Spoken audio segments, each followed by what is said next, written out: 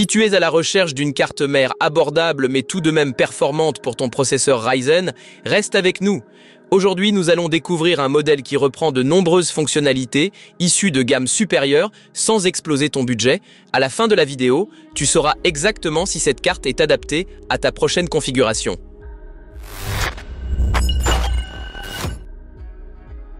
Commençons par le design. La carte n'a pas seulement l'air de qualité, elle en donne aussi la sensation.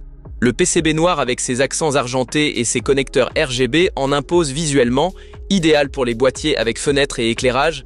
Côté performance, tu en as vraiment pour ton argent. Elle prend en charge les processeurs Ryzen de 3e, 4e et même 5e génération, donc aussi des CPU comme le Ryzen 7 580X ou le Ryzen 9 590X, de quoi être serein pour l'avenir. Pour la mémoire, tu disposes de 4 emplacements pouvant accueillir jusqu'à 128 Go de DDR4 et ce jusqu'à 4733 MHz en overclocking. Pour la plupart des configurations gaming ou créatives, c'est largement suffisant. En matière de stockage, tu as un slot M2 rapide et 4 ports SATA. Bien sûr, un deuxième M2 aurait été appréciable, mais à ce prix, il faut accepter quelques compromis. Un vrai point fort réside dans le système de refroidissement de l'alimentation. Même avec une charge CPU importante, la carte reste stable, un gros avantage. Dans nos tests avec un Ryzen 9, aucun souci thermique n'a été constaté. Côté audio, on retrouve la puce Realtek ALC 1200 avec sortie SPDIF, largement suffisant pour un casque haut de gamme ou un système 7.1. Pour le réseau, un gigabit LAN fiable est intégré, mais pas de Wi-Fi, qu'il est toutefois possible d'ajouter via une clé USB ou un module PCIe. Les connectiques sont nombreuses, USB 3.2, HDMI 2.1 avec support 4K, DVI-D pour les écrans plus anciens et bien sûr suffisamment de connecteurs pour ventilateurs afin d'assurer un bon refroidissement du boîtier.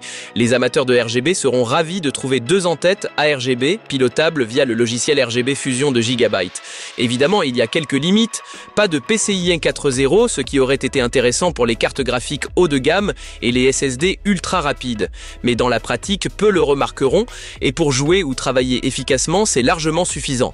Si tu cherches une carte mère solide, sans fioritures, mais capable de suivre les CPU Ryzen actuels, ici, tu en as vraiment pour ton argent.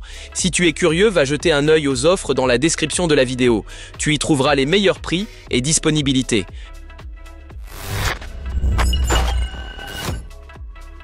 Alors, qu'est-ce qui joue en faveur de cette carte et qu'est-ce qui lui manque? Avantage, excellent rapport qualité-prix, fonctionnement stable même avec des CPU haut de gamme, bonne connectique avec RGB, audio et LAN, pérennité grâce au support Ryzen 5000, inconvénient, pas de PCIe 4.0, pas de Wi-Fi intégré, un seul slot M2, certains utilisateurs signalent des problèmes de démarrage.